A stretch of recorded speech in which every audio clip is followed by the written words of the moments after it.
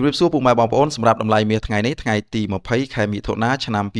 2025សម្រាប់តម្លៃមាសដូង1គីឡូទីផ្សារអន្តរជាតិថ្ងៃនេះមានតម្លៃ$3,366ក្នុង1អោន $18249ក្នុង1គីឡូក្រាម $4,091ក្នុង1តម្លឹង $409ក្នុង1ជីបាទនេះគឺជាតម្លៃមាសនៅលើទីផ្សារអន្តរជាតិសម្រាប់ថ្ងៃទី20ខែមិថុនាឆ្នាំ